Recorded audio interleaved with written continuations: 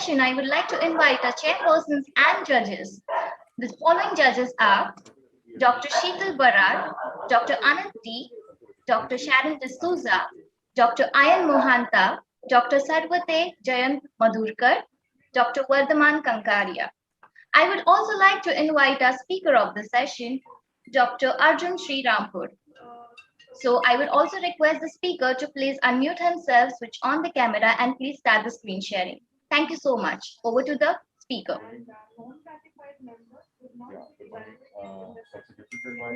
Morning, everyone. So, thanks to you. Welcome to all of you.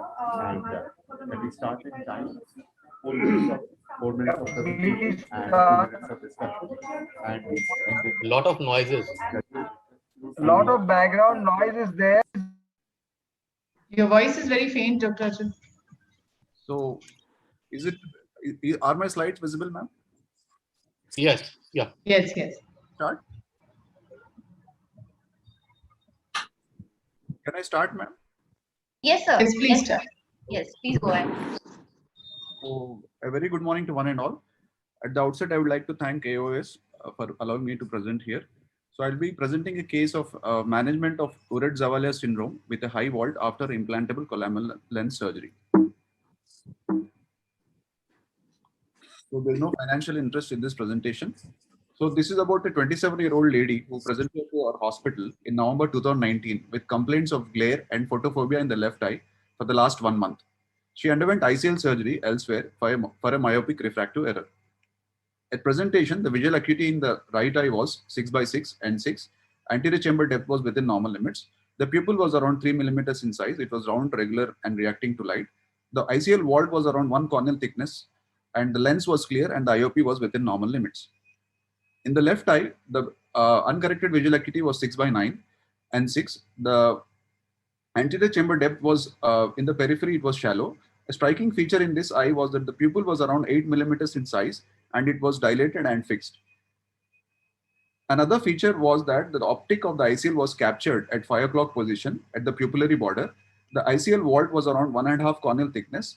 The lens was clear and the IOP was within normal limits. This is on retroillumination. You can see clearly that the pupil was around 8 millimeters in size.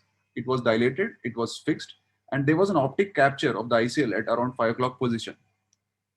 As the peripheral anterior chamber depth in the left eye was shallow, a glaucoma opinion was taken, and the gonioscopy in both eyes showed that in the right eye showed that the angles were open, whereas in the left eye, the superior nasal quadrant, the angle was closed. However, the disc was healthy and the rest of the fundus was within normal limits. The vault on ASOCT of the left eye showed around 1000 microns, which was equal to 2 corneal thickness. When the patient presented to our hospital in November 2019, we have done the basic ocular evaluation and the patient was asked to review with the previous surgical reports. The patient went to the different hospital in August 2019 for LASIK evaluation. At the time of presentation, she had a refractive error of -3 in both eyes. The topography in both eyes showed the corneal thickness was around 450 microns. And as the cornea was thin, she was denied any refractive procedure on the cornea and was advised ICL implantation in both eyes. She underwent ICL in both eyes at the same hospital with the gap of 15 days between both the eyes. The operative notes got from the hospital showed that the white-to-white measurement in both the eyes, the right and left eye, was around 11.8 millimeters. The anterior chamber depth was similar, which was around 3.09 and 3.11 in both the eyes respectively. The ICL implanted in the right eye was a non-toric star Visian ICL, which was around size 13.2 millimeters. In the left eye, the similar ICL of the same size, 13.2 millimeters, was implanted. Day 1 post-operative notes at that hospital showed that the visual acuity in the right eye was 6/6 with the ICL in place and the vault was within normal limits. Whereas the left eye, the visual acuity was 6/9, the AC was shallow and the pupil was fixed and was around 8 millimeters in size. As the vault was very high on first post-operative day, the surgeon tried to remove the optic capture by constricting the pupil by taking the patient to the theater and injecting intracameral pilocarpine. But he was unsuccessful in doing that. The patient was referred to another Hyderabad, where the similar procedure was tried, and the surgeon tried to constrict the pupil by giving intracameral pilocarpine, but the procedure was unsuccessful and patient was referred to our hospital. At our hospital, we have done HVF in view of the shallow anterior chamber, and a specular microscopy was also done because the patient underwent multiple intraocular procedures in the last 3 months. The HVF in both sides showed that there was no visual field defect. The specular in the left eye showed a good endothelial count with a good endothelial cell morphology. Hence, a diagnosis of high vault with a secondary angle closure and a fixed dilated pupil in the left eye was made. And the patient was advised to undergo ICL rotation with pupilloplasty in the same sitting under local anesthesia. Under local anesthesia, after injecting viscoelastic into the anterior chamber, ICL was dialed with ICL manipulator from the horizontal to the vertical position. The ICL was not brought into the anterior chamber, and under the iris itself, the ICL was rotated from the horizontal to the vertical orientation. Then a single fourth row pupilloplasty as described by Dr. Agarwal. All due respect, it's in my humble request to Dr. Arjun to please sum it up in 30 seconds, please. It's already time up. M0 proline suture. And it was done at the temporal and the nasal border of the pupil so that the pupil size reduced to 4 millimeters in size. At the end of the procedure, viscoelastic was removed and patient was given antibiotic steroid. And day one postoperative visit, the visual acuity was 6.9, improving to 6.6 parts. ICL was in place. The pupil reduced from 8 millimeters to 4 millimeters size. And at 1 year, visual acuity was 6/6. The vault was adequate. It reduced from 1000 microns to 200 microns, and the pupil was still at 4 millimeters in size. The IOP was within normal limits. So, take-home point from this case are that the white to white measurement in the horizontal is larger, but the sulcus diameter in the vertical. So any non-toric ICL can be rotated vertically if the post-operative vault is high. The failure to identify this single step can lead to an irreversible side effect like dilated fixed pupil and angle closure subsequently. Pupilloplasty technique improves the cosmetic appearance of the fixed dilated pupil and also reduces the glare and photophobia. So, and this is the first time that we have described the pupilloplasty in an eye with the ICL. And previous Zurab-Zavalia syndrome have been described in literature, but they only mentioned conservative management for those cases. This is the first time that we performed a pupilloplasty along with vertical orientation of the ICL to reduce the anisocoria and the height. Apologizing, Dr. Arjun. I'm really very sorry, but the time is up. Thank you so much. Actually, we exceeded more than 1 minute, and I think we don't have a time for the discussion. But still, if chairpersons would like to go for one question, we can go for 30 seconds only. Over to the chairperson. Hello, Arjun. Sir. Both the white to white were same, and were they measured with the same thing, or you don't know about that? We don't know about how they was measured, sir, but the operative notes show that the white to white in both eyes was same, and the ICL size also was same in both eyes. Okay. So I have one question. So what is the difference between the horizontal and vertical diameter, sulcus diameter? I mean, usual. Normally in any eye, the horizontal white to white is lesser, whereas the sulcus I mean, a difference of around 0.2 millimeters. in microns.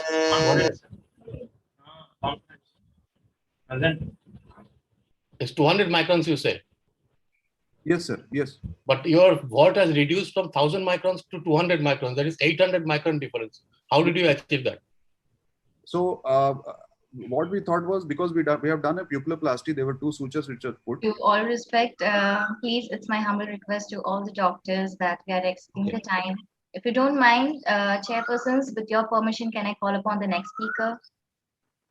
Please go ahead. Yeah. Yeah. So, ladies and gentlemen, we have our next speaker, that is Dr. Shiva Prasad Gantiala. I hope he is ready with the presentation. Over to the speaker. Thank you so much.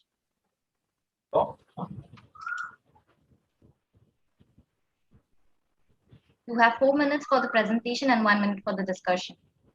Hello. Yes, doctor, you're audible. Yes. Madam, presentation, I can open it from the desktop, or how can I open my presentation? Sir, please share your screen. Yeah. Share a screen. Yeah, 1 minute. Once again, it's my humble request to all the speakers that please be ready with your presentation, as you may lose timing while sharing the screen. So it's my humble request. Thank you so much.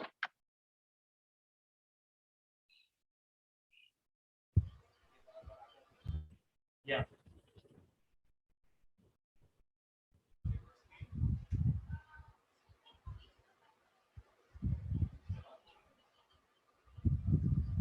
So did you get the screen sharing option? Sir, I'm,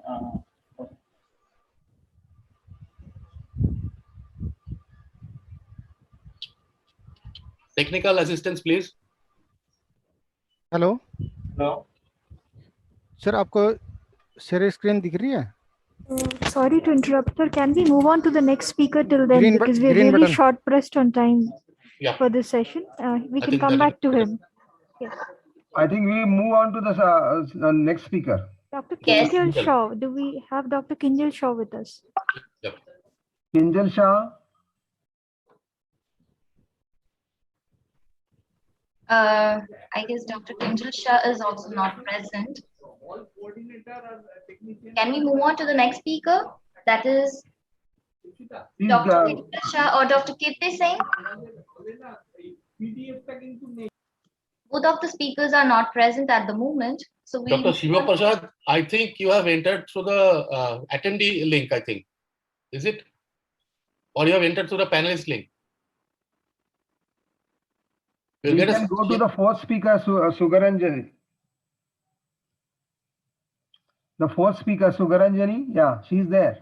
Yes, I invite Dr. Sugranjani to please go with the presentation. Can I share my screen now? Yeah, please, Yes, please share. yes, please.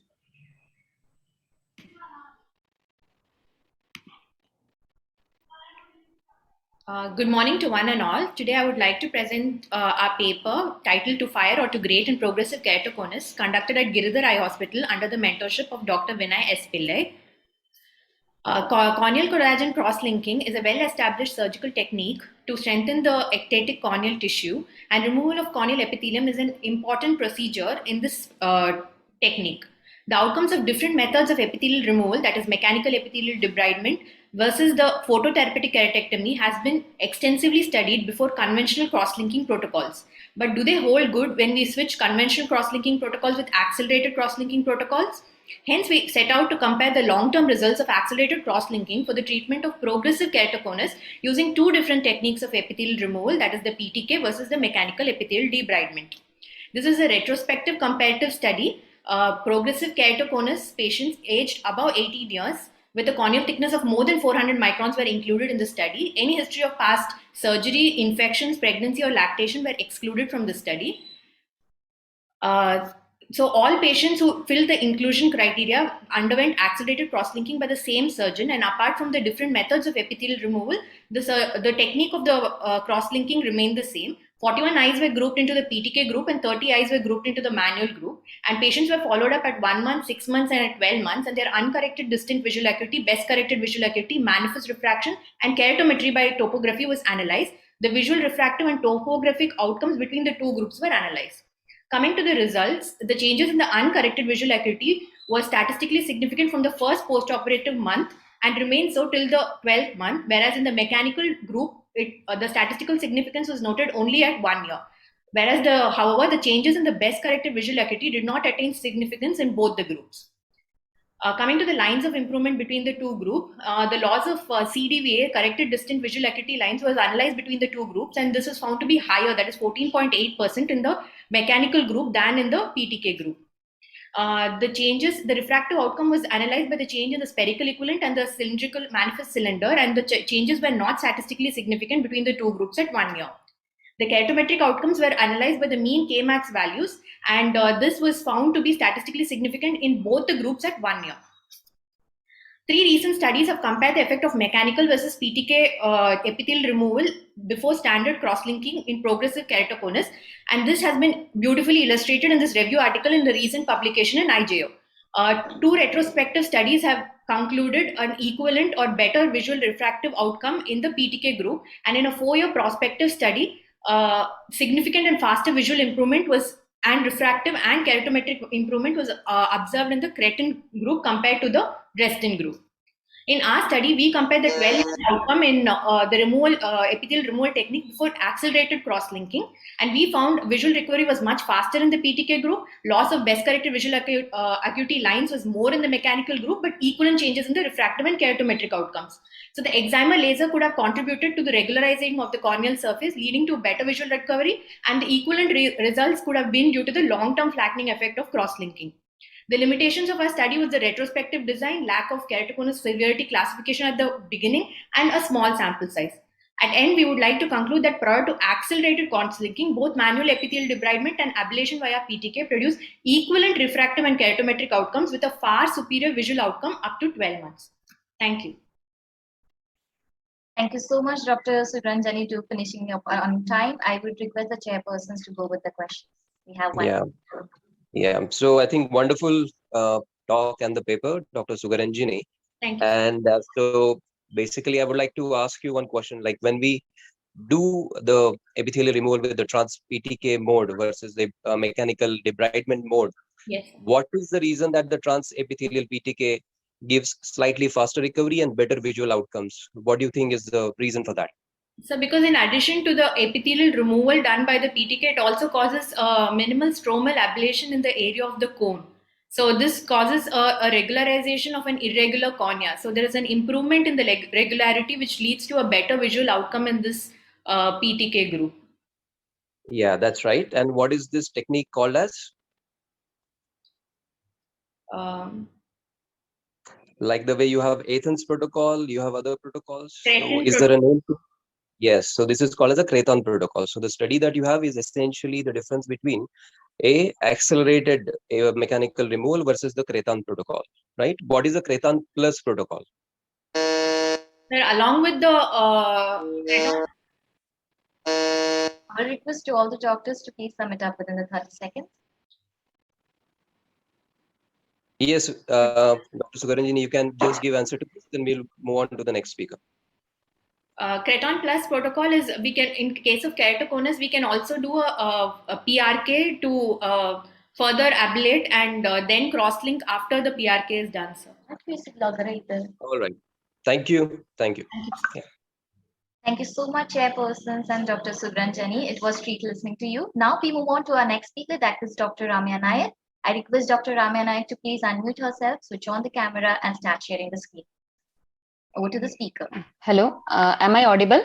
Yes, Dr. Ramya. Yes. Please go ahead with the PPT. Yeah.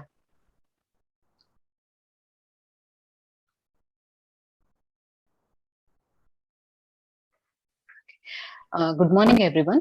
I'm Dr. Ramya Nayak, working as a cornea and refractive consultant at Sagar Eye Hospital, Shimoga. I finished my fellowship at Prasad Netralaya Super Speciality Eye Hospital, Udupi. Now I am going to present a study on impact of SMILE refractive procedure on quality of life after myopia and myopic astigmatic correction, which was conducted during my fellowship. Outcome of any refractive surgery is not just the uncorrected visual acuity, but also the quality of life, especially the psychological and psychosocial impact after the procedure. There are many questionnaires to assess the quality of life. In that, quality of life impact of refractive correction is one of the reliable questionnaire. It has 20 questions, which will be scored into 5 response categories. Out of 20 questions, the first 7 questions are mainly related to doing some activities like night driving and swimming or some gym activities. The next 6 questions will be mainly related to the cost and the maintenance cost after the procedure and any medical complication related to the procedure. The last 7 questions are mainly related to the feeling of the patient after the procedure, like cosmetic improvement or the eager to do something new in the life, or the confidence to do something new.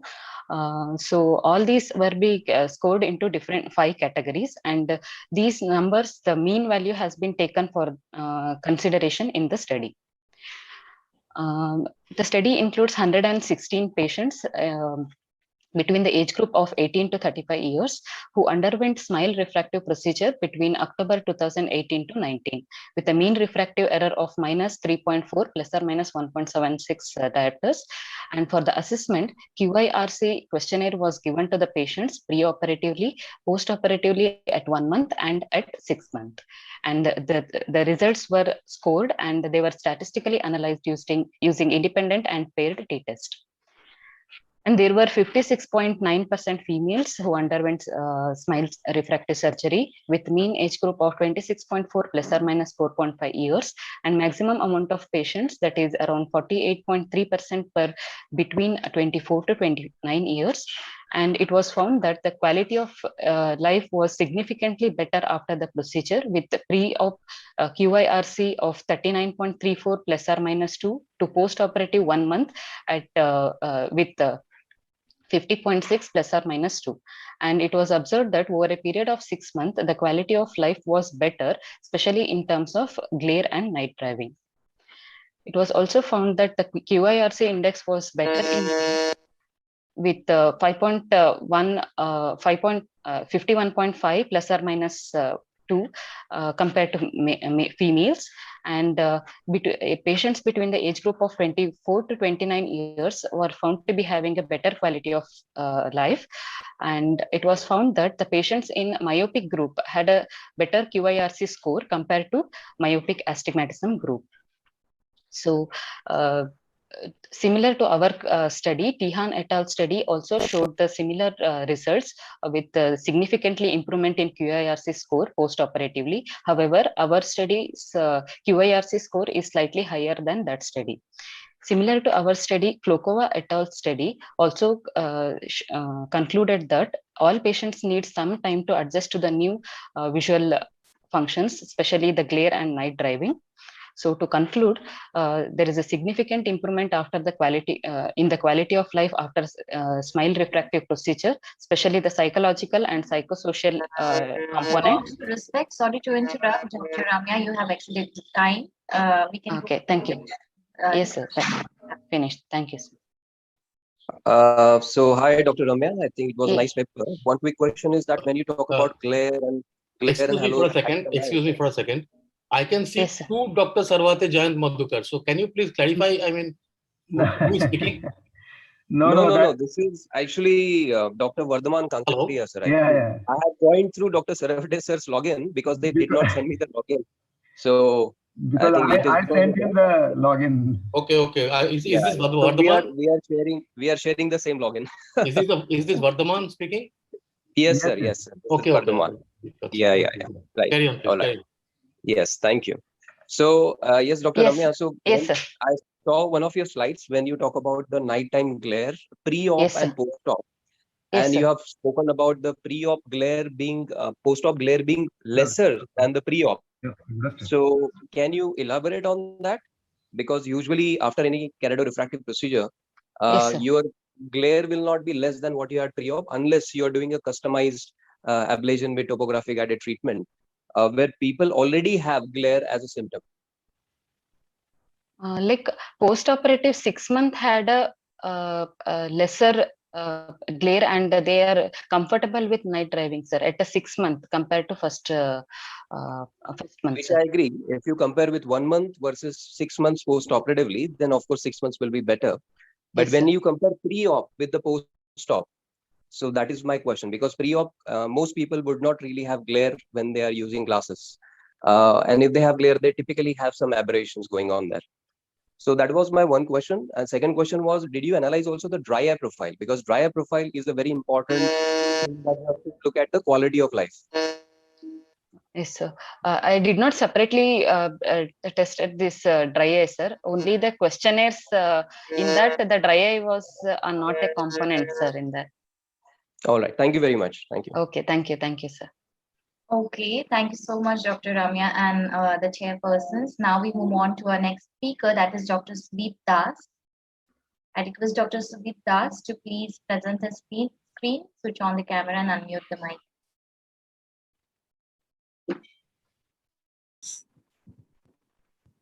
Thank you so much. Over to the speaker. Yeah, good morning, everybody. Are my slides visible? Yes, sir. Yes. Yeah, this is Dr. Sudeep Das. I'm in the Odisha branch of the Shankara Eye Hospital. And I'll basically be speaking on the refractive intraocular lens by the Upper Sami. No financial interest whatsoever in this. It's a hydrophilic plate haptic design like most other phakic lenses. There are 4 aqueous draining holes at the edge of the optic, and it is implanted in the sulcus.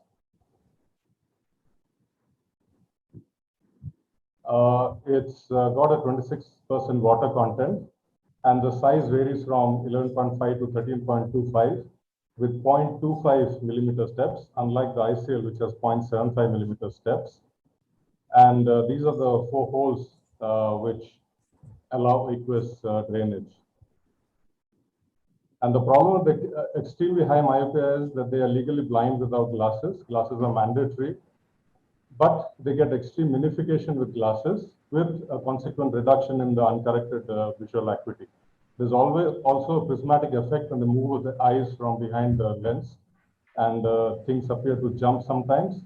Many of these can never use contact lenses, and laser refractive correction is not possible in these patients.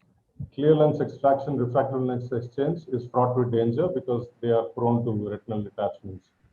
So we have actually done more than 100 RILs till now, but we have 2-year follow-up for about 63 eyes of 35 patients, 28 were bilateral, 7 were unilateral, 42 were toric RILs, and 21 were spherical RILs. Age varied from 19 to 26, 46 males and 17 female, and the power varied from -3.5 to -20. Astigmatic error from -1.5 to -4.5. These patients were followed up on day 1, second week, first, third, and 6th month, first year, and second year. And only patients with full data were included in this study. So refraction was done multiple times, and I actually got a pediatric ophthalmologist to do this because she's really good at refraction. And all measurements were done on optical biometer, which is the Lenstar LS 900.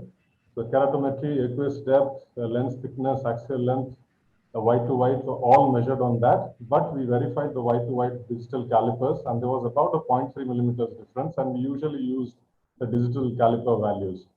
Indirect ophthalmoscopy was done by a retina consultant on all these patients.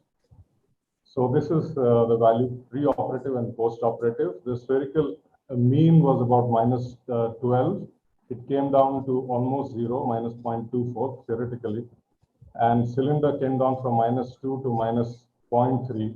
The uncorrected visual acuity, which was Snellen's 260, came up to 6.9. The best corrected from 6.9 to about 6.6 partial. The central cornea thickness increased slightly. The specular decreased very slightly, but it remained constant after the first month.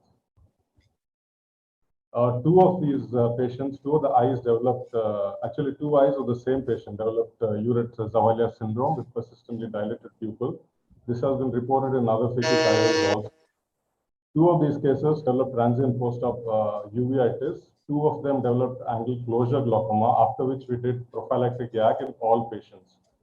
So 96% of these RILs had less than 1 diopter post-op refraction. Rotational stability was very good.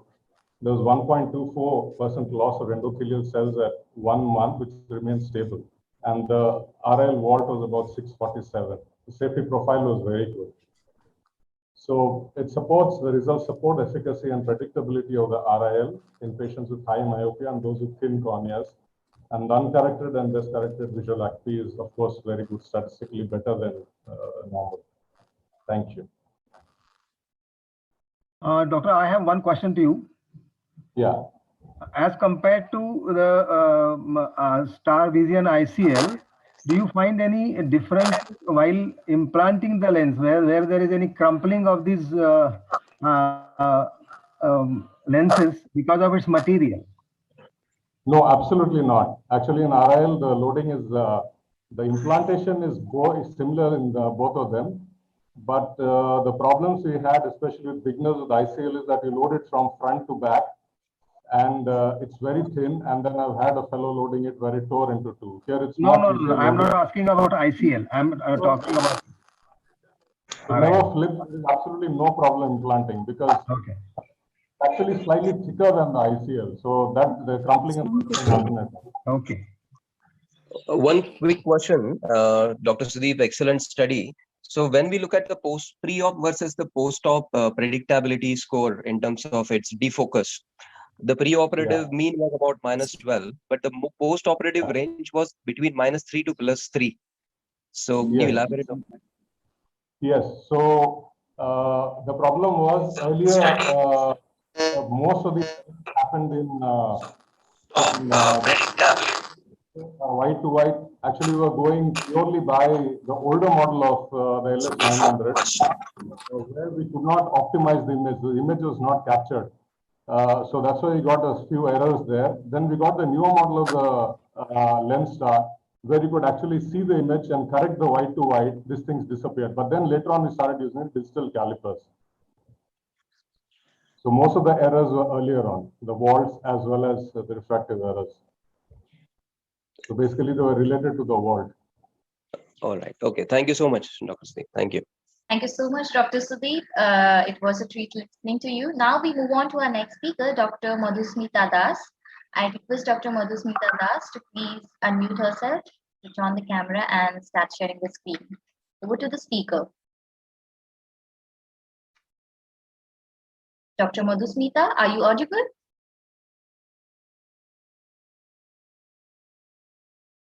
I guess Dr. Madhusmita has lost her connection. When she comes back, we will connect to her. Moving on to our next speaker, I would like to invite Dr. Soumya.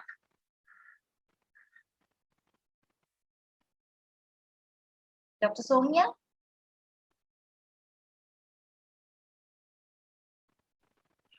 Absent, I think.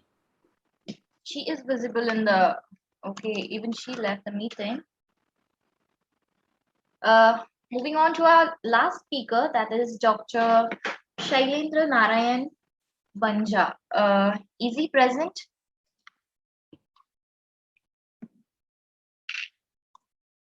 I guess even the last doctor is absent, so we move on to our next speaker. Dr. Shiva Prasad, is he ready?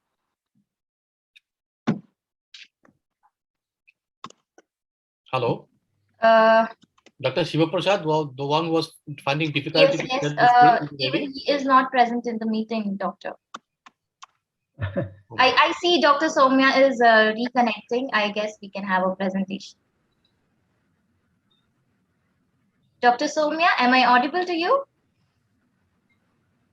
Yeah, hello, good morning. Yeah, she's back. Just I will need 2 minutes. There's some problem in the connection. Can I be the next presenter if it's not an issue? Okay, I guess. There's no next presenter, basically. There is no next presenter. Exactly. Till then, doctors, you all can have some kind of a discussion of any topic you would like to go for. When Dr. Soumya is ready, we will come back to her. Okay. Actually, Dr. Shiva Prasad is also not there. Sorry, could you please pardon? Dr. Shiva Prasad? No, he's not there. Yeah, he is not there in the meeting. Can the technical team just try to call up all the remaining speakers just to see if they have See if they're there. Yeah. Only 4. Only 4. Okay. Vardhaman, I just wanted to ask one general question in the sense when you compare the night glare and other problems, whether any difference in the high order aberrations like coma can be studied pre-op and post-op, and should they match? Yes, sir. So right. So it is possible to study the pre-op versus the post-op coma aberration. For example, such studies have been done on corneal based wavefronts, where especially people have astigmatic profiles. And especially it has been shown that if for such people, if you are going with a treatment such as topo-guided treatment, it is known to give rise to much better profile of the corneal aberration for coma. So, but as against that, if somebody has mainly a spherical refractive error and undergoes a aspheric profile of treatment, such as with wavefront optimized LASIK or femto-LASIK or with SMILE, typically it is not known to induce that much of coma, especially in SMILE, because we have a large optical zone. The induction of the aberrations is going to be very minimal. But for pre-existing ones, of course, it can be studied and much better dealt with by topo-guided treatment. Yes, thank you. Okay. We have Dr. Madhusmita to present. So I request Dr. Madhusmita to please start with the presentation. Over to the speaker. Yeah. So good morning, everybody. I'll be presenting toric ICL in keratoconus. So this keratoconus, like we know, is a progressive thinning of the cornea that induces myopia, irregular astigmatism, and decreases the quality of vision due to monocular diplopia, halos, and ghost images. Generally, patients unfit for corneal procedures and intolerant to refractive correction by spectacles or contact lenses have been implanted toric ICLs in the past, either alone or with surgical procedures to correct the refractive error associated with keratoconus. And there are several reports which attest to the safety and efficacy of the procedure. Basically, the problem is the associated corneal higher order aberrations, which might have an impact on the final visual acuity. The purpose of this study was to report outcome of vision B4C toric ICL from the Star ICL company of Switzerland in keratoconus in 3 eyes. Inclusion criteria: patient age greater than 21 years, intolerant to contact lens, either due to severe ocular allergy, VKC, should have undergone collagen C3R collagen cross-linking C3R at least 1 year prior to ICL implantation, and stable keratoconus on OBSCAN and dry refraction. The EC depth, which is measured from endo to anterior surface of the crystalline lens, should be greater than 2.8 millimeters. The Y-to-Y diameter measured on OBSCAN should be greater than 11 mm, and it should be correlated with digital caliper with the patient in supine position in a OR setup, and that is very important. Wide open angles. The peripheral retina should be normal or treated with laser photocoagulation when necessary, and distance visual acuity of 20/50 or better with glasses and a central clear cornea. No other ocular pathology. Exclusion criteria: patient age less than 21 years, mean K reading greater than 56.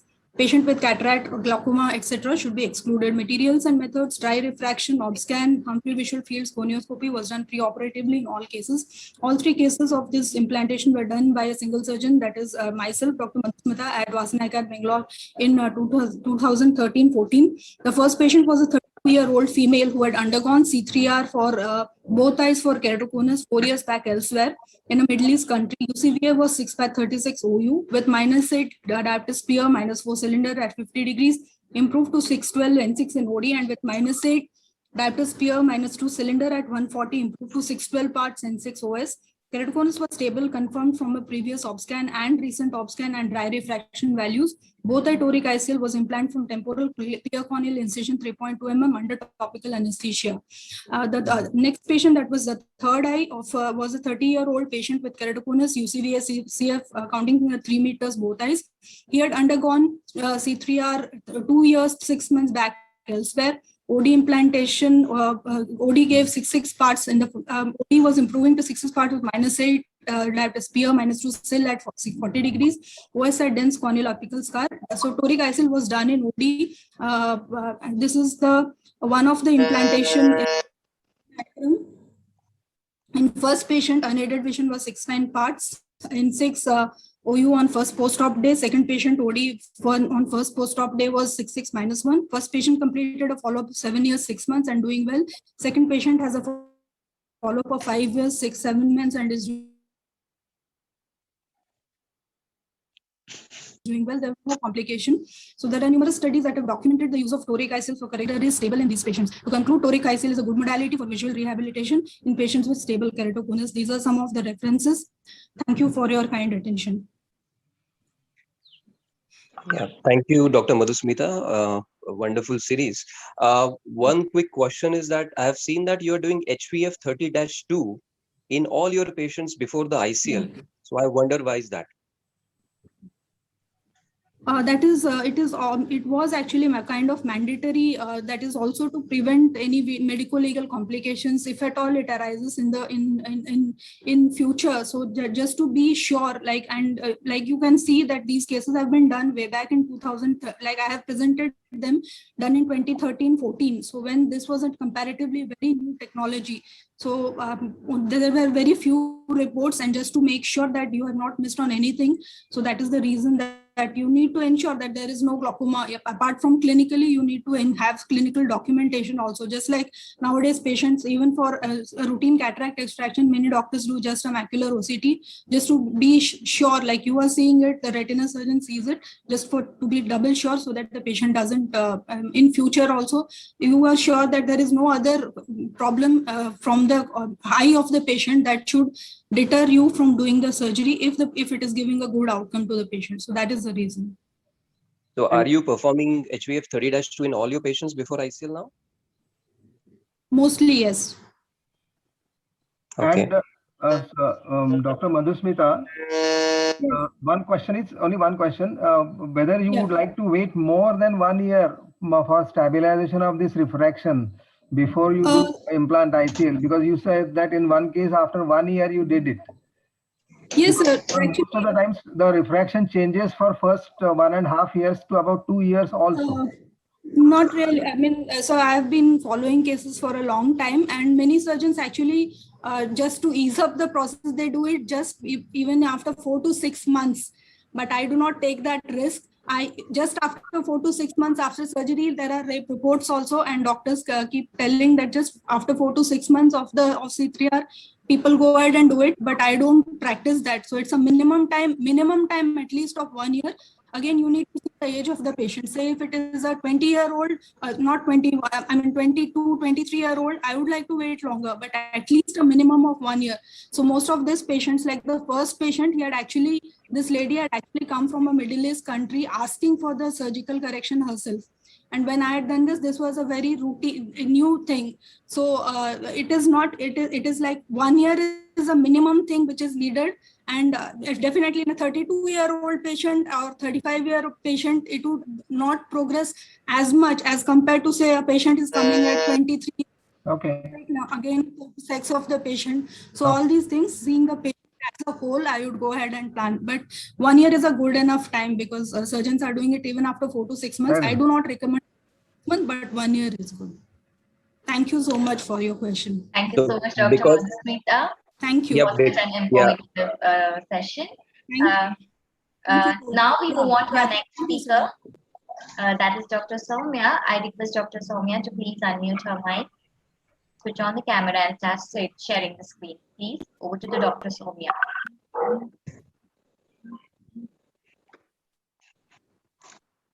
Dr. Soumya, am I audible? Yes. Yeah. Please go ahead.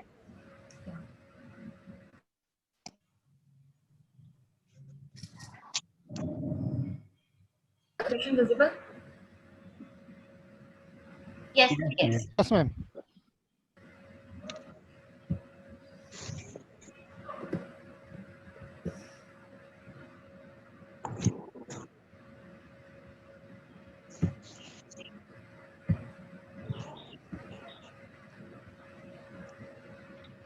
Yeah, a very good morning to one and all.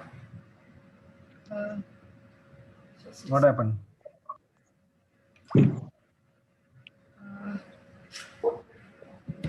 Could you please reshare the screen? Yeah.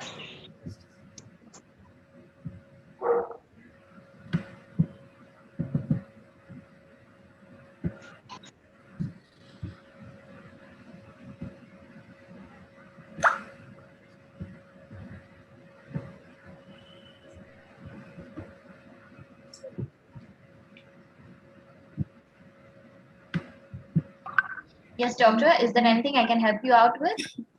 Yeah, I think it got switched off automatically. I'm opening it again. Okay, we are waiting. Don't worry.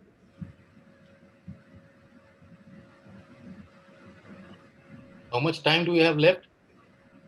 So the session is going to end at 9:55 a.m. Yeah, I'm ready.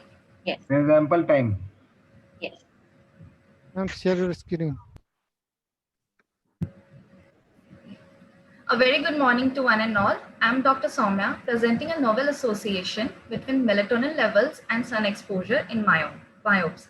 I have no financial interest. I think there is a problem. It is getting closed automatically. Dr. Soumya, one thing you can do is that you can switch off your video if your Okay. internet connection is slow. No? So switch off your own video and then start your this Okay. thing. Okay, I'm starting again. I think your PowerPoint is crashing.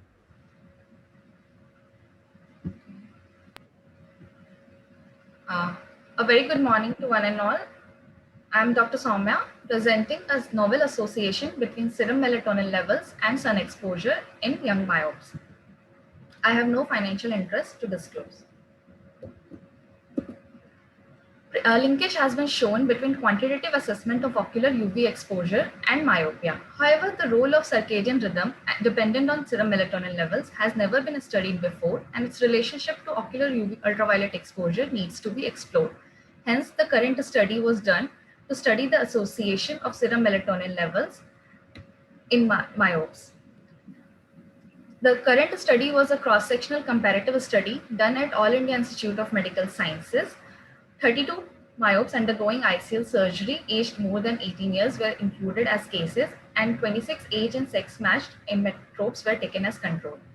Participants with any history of systemic disease or ocular comorbidities were excluded.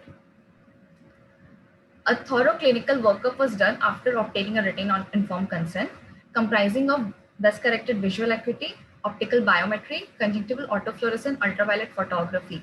The area of conjunctival autofluorescence was calculated using ImageJ software.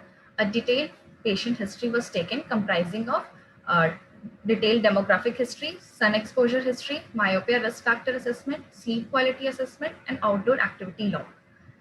Also, a fasting morning blood sample was taken to quantify serum melatonin, and aqueous melatonin samples were taken during the ICL surgery.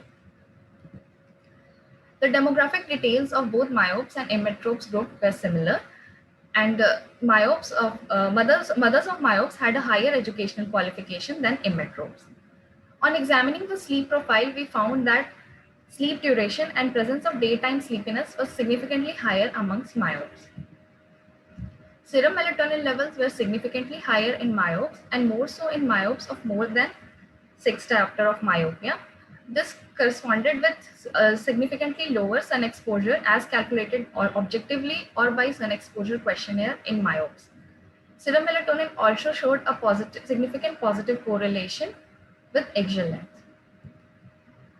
The median value of aqueous melatonin was 2.1 picogram per ml, and it did not show any association with refractive error, age, or axial length. To conclude, serum melatonin is raised in myopes and its levels are positively correlated with degree of myopia.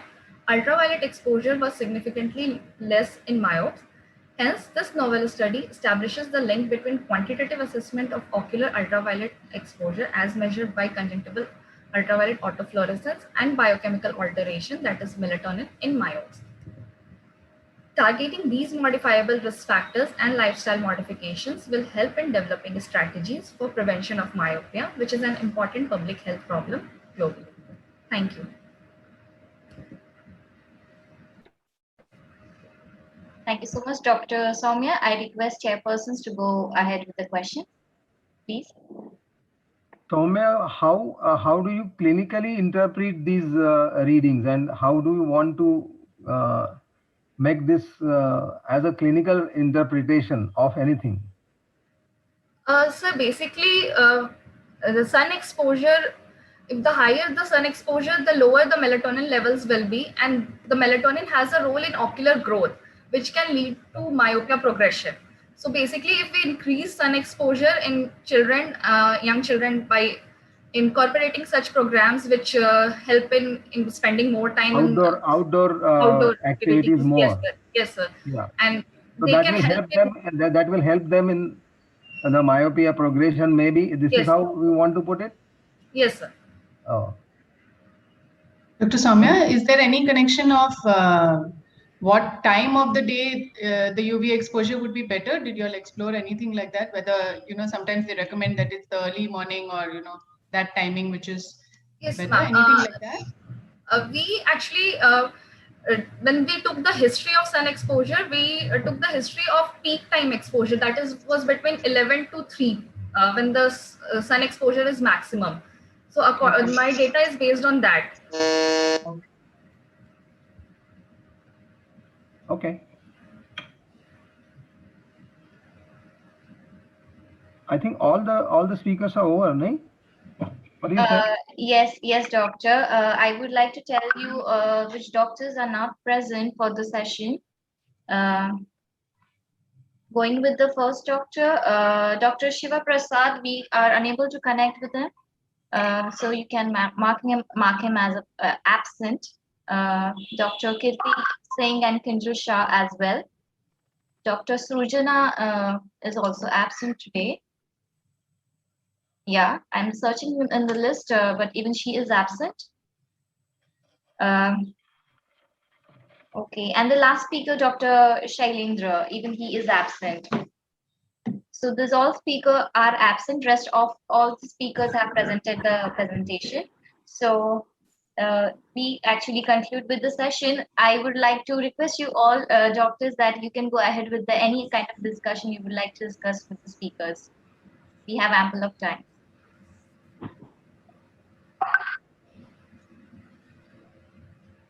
I'm not able to see. Chairpersons, am I audible? Yeah, you are audible. You are audible. You can go ahead with any discussion. The session is yours. I think the judging part is over. So will it be prudent to ask questions at this point of time? Yeah, sure. Actually, I think we can conclude the session. There is no. Yeah, that's true. Yeah. I think we should. Because okay. The want of speakers, this session has concluded early. That's okay. Yeah. Yeah, we tried connecting to the speakers, but they are unable to respond. I know. That's so okay. sorry for this. What is our official ending time, Ms. Tanvi? It's 9:55, so the session is going to conclude at 9:55. Okay. Yeah. Thank you so much, Chairperson and the speakers for such an informative session. Thank you so much. Thank you. Thank you. All Thank you, speakers were everybody. wonderful. Thank you. All the wonderful research. Thank you. Thank you very much. So much. Have a nice day.